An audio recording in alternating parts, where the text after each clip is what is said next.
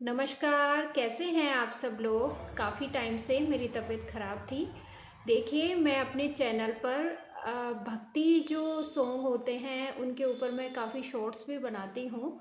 तो आप उसको कहीं से अलग से मत लीजिएगा क्योंकि वो मुझे इंटरेस्ट है पूजा वगैरह में, पाठ वगैरह में मैं पूजा वगैरह करती रहती हूँ और थोड़े छोटे-छोटे शॉर्ट्स भी बनाती रहती हूँ और उनको अपलोड भी कर देती हूँ।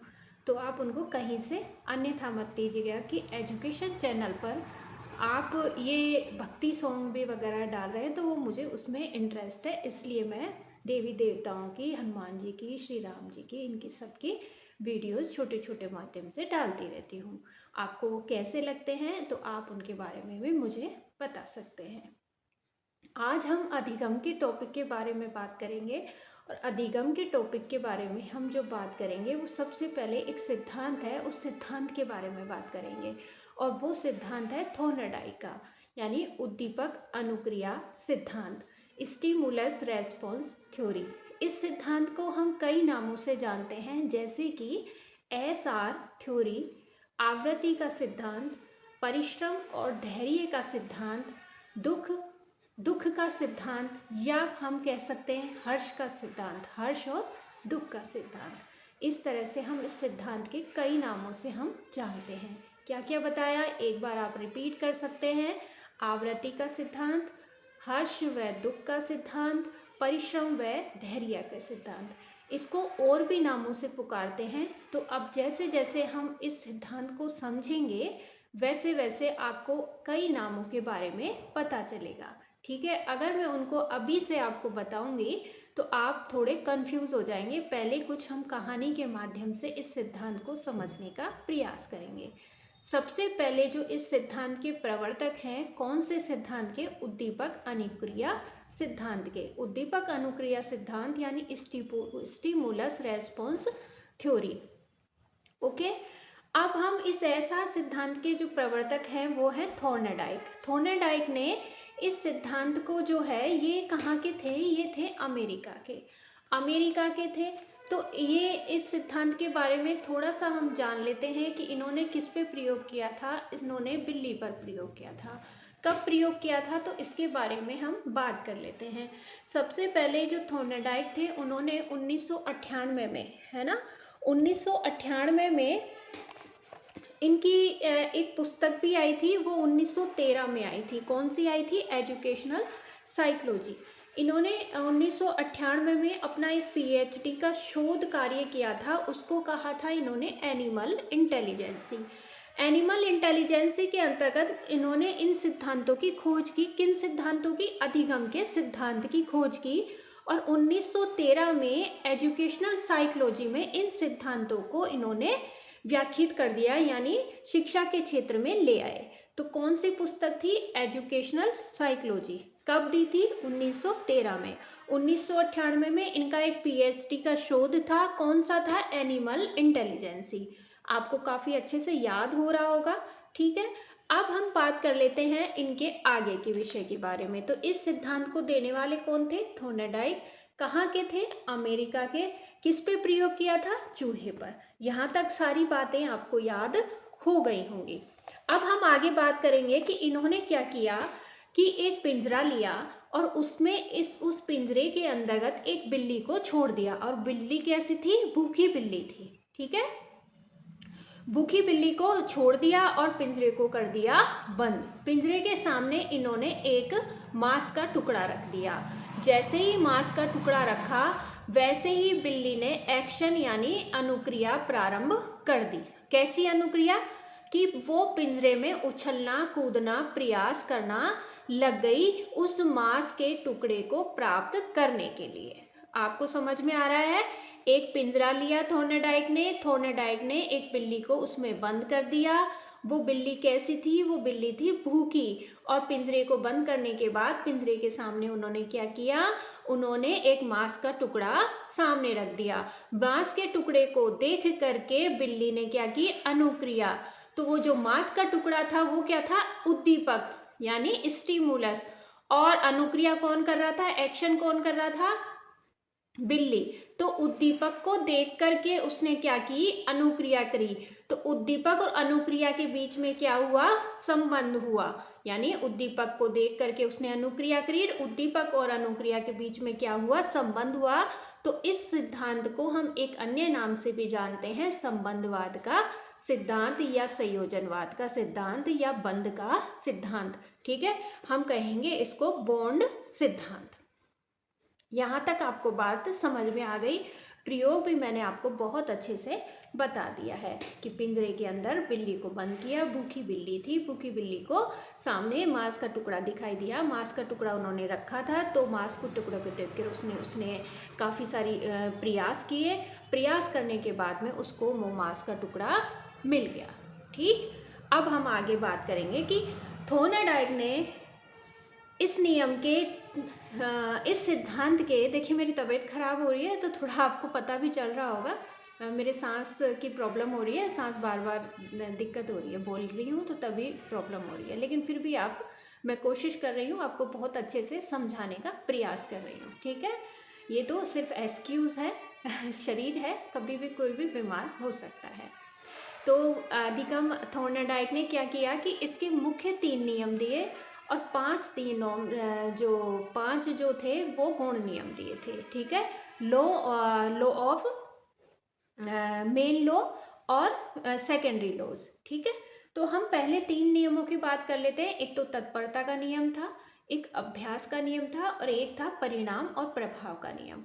तत्परता के नियम में हम कह सकते हैं कि घोड़े को तालाब तक तो ले जाया जा सकता है, लेकिन उसको पानी पीने के लिए बाध्य नहीं कर सकते। तत्परता का सिद्धांत रुचि का सिद्धांत भी कहा जाता है। तो जब तक व्यक्ति तत्पर नहीं होगा, जब तक उसमें रुचि नहीं होगी, तब तक वो व्यक्ति कोई भी कार्य नहीं कर सकता। आप किसी बच्चे को किताब लेकर के बैठा तो सकते हैं, लेकिन उसको पढ़ने के लिए आप बाध्य नहीं कर सकते, क्योंकि अगर पढ़ेगा वो तभी जब उसको पढ़ने में रुचि होगी। ठीक है, आप मेरी वीडियो तभी देखेंगे जब आपको उनमें रुचि होगी और आपको मेरा पढ़ाया हुआ समझ में आ रहा होगा।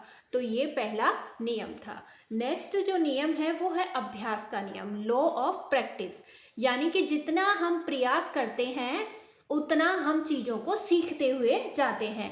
तो अगर आप किसी चीज़ को बार बार उपयोग करेंगे तो आप उस विषय के बारे में सीख जाएंगे, और अगर कोई वस्तु अनुपयोगी है, उसका अनुपयोग नहीं करेंगे तो वो समझ में नहीं आएगा।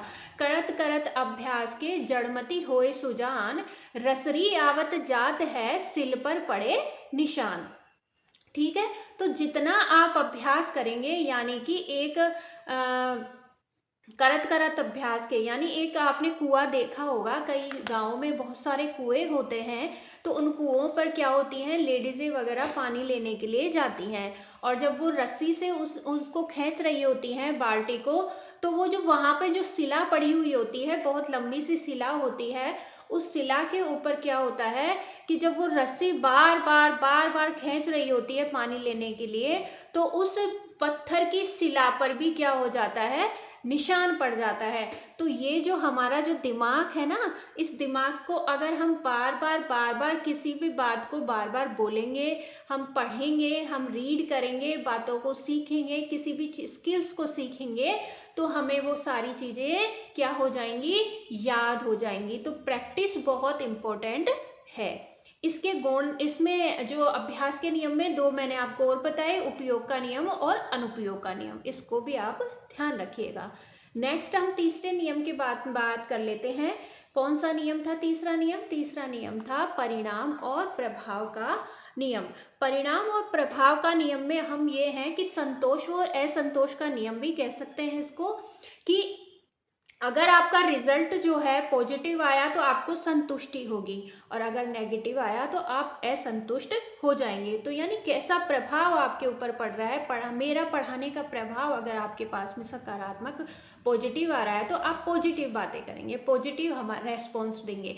अगर आपको कुछ समझ में ही नहीं आ रहा है तो आप असंतुष्ट होंगे और ये कहेंगे कि हमारा तो टाइम जो है वेस्ट हो गया। नेक्स्ट हम तीनों नियमों के बारे में हमने बात कर ली है कि आप मेन जो लॉज हैं, मेन लॉ हैं, उनके बारे में आप ध्यान से पढ़िएगा, क्योंकि इनमें से क्वेश्चंस पुटअप कर लिए जाते हैं। तो तत्परता का नियम मैंने बताया, अभ्यास का नियम मैंने बताया और आपका प्रभाव और परिणाम का नियम मैंने बताया। अब हम सेकेंडरी नियम यानी गौण नियमों के बारे में बात करेंगे। गौण नियम कौन कौन से हैं? बहु प्रतिक्रिया का नियम है, मानसिक विन्यास या अभिवृत्ति का नियम है। नेक्स्ट है अधिक देखिए तबीयत खराब हो रही है। आंशिक क्रिया का नियम है, आत्मीकरण का नियम है और साहचर्य क्रिया का नियम है। इनको भी अगर आप कहें तो मैं समझा देती हूँ आपको थोड़ा थोड़ा कि बहु प्रतिक्रिया का नियम, बिल्ली ने क्या की, बहुत सारी प्रतिक्रियाएं करी और उसके बाद में उसने वो मांस का टुकड़ा प्राप्त कर लिया। तो जब हम कभी पढ़ाई करते हैं तो हमें भी बार बार किसी भी किताब को जब हम बार बार पढ़ेंगे तो वो किताब हमें क्या हो जाएगी, याद हो जाएगी। तो बहु प्रतिक्रिया का नियम, इसलिए इसमें इस सिद्धांत को लिया गया है। नेक्स्ट है मानसिक विन्यास का नियम या अभिवृत्ति का नियम या मनोवृत्ति का नियम। जैसा हम दृष्टिकोण रखेंगे, यानी कि उस बिल्ली ने उस मांस के टुकड़े को प्रयास करने के लिए सकारात्मक पॉजिटिव एटीट्यूड रखा, उसी तरह हम लोगों को भी अपने शिक्षण को प्राप्त करने के लिए या अपनी शिक्षा को प्राप्त करने के लिए या अपने गोल को प्राप्त करने के लिए पॉजिटिव अप्रोच रखनी चाहिए, पॉजिटिव एटीट्यूड रखना चाहिए, तभी जा कर के हम अपने गोल को प्राप्त कर सकते हैं। नेक्स्ट है हमारा आंशिक क्रिया का नियम, यानी कि आप आंशिक क्रिया का नियम हमें ये कहता है कि हमें पार्ट्स में डिवाइडेशन करके सभी बातों को याद रखना चाहिए, सभी टॉपिक्स को याद रखना चाहिए। अगर मैं आपको एक ही वीडियो में सारी साइकोलॉजी करवा दूंगी तो आप बोर हो जाएंगे, ठीक है। तो क्या होता है कि पार्ट्स में डिवाइडेशन यानी टुकड़ों में पार्ट करके हमें अपने सिलेबस को कंप्लीट करना चाहिए। यानी एक टॉपिक है, उस टॉपिक में भी कोई एक टॉपिक आ गया तो उस टॉपिक को हमको पार्ट्स में डिवाइडेशन यानी भागों में बांट लेना चाहिए और उसके बाद में हमको उसकी तैयारी करनी चाहिए। उसके बाद में उनको इकट्ठा कर लें, ऐड कर लें और फिर हमें अच्छे से उन बातों को, उन टॉपिक्स को हमें याद हो जाता है, ठीक है। तो इसी तरह बच्चों को भी क्या करना चाहिए कि अपने जो पाठ्यक्रम सामग्री है उसको टुकड़ों में बांट करके पढ़ना चाहिए, ठीक है। नेक्स्ट हम कहेंगे आत्मीकरण का नियम, लॉ ऑफ एनालॉजी, यानी कि जो भी हम याद कर रहे हैं उसको अपनी आत्मा में उतारना चाहिए। यानी अगर बिल्ली को ये था कि आज मैं ये इस मांस के टुकड़े को प्राप्त कर करके ही रहूंगी, तो आपको भी अपने गोल के प्रति ये है कि मुझे अपना लक्ष्य प्राप्त करके रहना है। जैसे कि आप लोगों का लक्ष्य हो सकता है फर्स्ट ग्रेड है, सेकंड ग्रेड है, थर्ड ग्रेड है, या फिर कोई बिजनेस वुमेन बनना चाहते हैं, बिजनेसमैन बनना चाहते हैं, तो आप क्या करेंगे कि आप अपने गोल के प्रति जो है उसको अपनी आत्मा में, आपके आत्मा से वो बातें आ रही है ना, तो अपनी आत्मीकरण का नियम, अपनी आत्मा में उस टॉपिक को या उस गोल को समा लेना चाहिए कि मुझे ये करना है, मैं ये करके ही रहूँगा, I can do it. Next है अपना साहचर्य परिवर्तन का नियम। साहचर्य परिवर्तन का नियम कहता है कि जो हमने पहली प्रतिक्रिया करी, यानी कि मैं आपको एक एग्जांपल से समझा देती हूँ कि हमने क्या किया, आप लोगों ने क्या किया कि आपने पहले रीट का एग्ज़ाम दिया, रीट के एग्ज़ाम में आप क्या हुए कि असफल हो गए। अब आपने घर पर आए, घर पर आकर आपने क्या किया कि मैंने ऐसी कौन कौन सी जो गलतियां थी वो की जिससे कि मुझे इस रीट या किसी भी एग्ज़ाम में सफलता नहीं मिली। तो सफलता नहीं मिलने के जो कारण थे वो कारण आपने एक डायरी में अपने नोट कर लिए और जब दूसरा एग्ज़ाम आया तो आपने वो जो गलतियां जो की थी, वो जो कारण आपने लिखे थे, वो गलतियां आपने दोबारा से नहीं दोहराई। तो साहचर्य परिवर्तन का नियम भी यही कहता है कि जो प्रतिक्रिया बिल्ली ने पहले की थी उनको ध्यान में रखते हुए उसने वो गलतियां नहीं की और जो पॉजिटिव अप्रोच उसने निभाई, पॉजिटिव तरीके से जो उसने कार्य किया, जो उसमें बार बार कार्य किया था पॉजिटिव अप्रोच से, वो उसने दोबारा दोहराई। दोहराने के बाद में उसने मार्क्स का टुकड़ा प्राप्त कर लिया। तो इसी तरह आपने भी एग्ज़ाम की प्रिपरेशन जब की तो उस वक्त जब पहले की थी तो आपने टेस्ट वगैरह नहीं दिए थे, थोड़ी सी अच्छे से रीड अच्छे से नहीं किया था, तो आपने क्या किया, उन सारे कारणों को लिख लिया और लिखने के बाद में आपने फिर से अपने पॉजिटिव सोच के आधार पर अपने एग्ज़ाम को क्वालिफाई कर लिया। तो ये साहचर्य परिवर्तन का नियम कहता है कि जो आपने पहले प्रतिक्रिया करी उसको दोबारा से आप दो नेगेटिव अप्रोच को तो नहीं दोहराएंगे, लेकिन पॉजिटिव अप्रोच को आप बार बार कार्य उस पर करेंगे। तो ये साहचर्य परिवर्तन का नियम यही कहता है। अगर मैं वीडियो काफ़ी बड़ा हो रहा है, अगर आप कहें तो मैं इस वीडियो के जो शैक्षणिक महत्व हैं वो और थोड़ा से समझा देती हूँ। 5 मिनट में आपको समझ में आ जाएगा कि शैक्षणिक महत्व के आधार पर ही क्या होता है, क्वेश्चन बनाता है। तो इसमें हम ये कहेंगे कि शैक्षणिक महत्व ये है कि अनुभव से लाभ उठाना, यानी बिल्ली ने क्या किया, अनुभव से, अपने अनुभव से, पिछले अनुभव से उसने लाभ उठाया, प्रतिक्रिया दोबारा नहीं की। निरंतर प्रयास करना, निरंतर उसने प्रयास किया, अभ्यास के आधार पर उसने क्रिया करी, असफलता में भी सफलता को खोजा, निराशा में भी उसने आशा को खोजा, आत्मविश्वास और आत्मनिर्भरता उसने एक वर्ग किया था। ठीक है, तो ये सारे जो टॉपिक हैं, ये सारे मैं जो बोल रही हूँ इनमें से क्वेश्चंस बनते हैं कि अनुभव के आधार पर कौन से सिद्धांत पर काम आता है, निरंतर प्रयास किसने किया था, असफलता में सफलता किससे प्रयास हुई थी, किस कौन से सिद्धांत के अंतर है, करके सीखना कौन से सिद्धांत में है, और गामक कौशल के आधार पर भी कई कार्य होते हैं, यानी छोटे बच्चे जो होते हैं वो इस आधार पर ही सीखते हैं, बार बार उनको प्रयास करवाया जाता है। जो बचपन में हम कहते हैं ना अल्फ़ाबेट भी उनको सिखाते, तो ABCD बार बार उनको रिकॉल करवाते हैं। यानी गांठ बांधना, टाई की गांठ बांधना, साइकिल चलाना, तैरना, है ना, टाइपिंग सीखना, ये सब भी इसी सिद्धांत के आधार पर आते हैं। यानी प्रयास व त्रुटि सिद्धांत इसी आधार पर होता है। पहले हम गलतियां करते हैं, फिर हम बार बार सीख जाते हैं। करत करत अभ्यास के जड़मति होए सुजान, रसरी आवत जात है सिल पर पड़े निशान। ये मैंने आपको एग्जाम्पल में बता दिया है कि कैसे कैसे क्या क्या होता है। तो बार बार जब अभ्यास करेंगे तो कोई भी कार्य को हम क्या कर लेंगे, सीख लेंगे।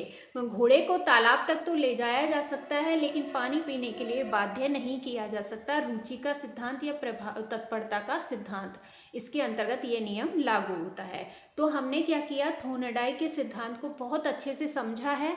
अगर आपको ये सिद्धांत समझ में नहीं आता है या नहीं आ रहा है तो बार बार आप वीडियो को सुने और कमेंट बॉक्स में आप मुझे कमेंट करके भी अच्छे से बता सकते हैं। नमस्कार, good morning, good night, Radhe Radhe, जय श्री कृष्णा।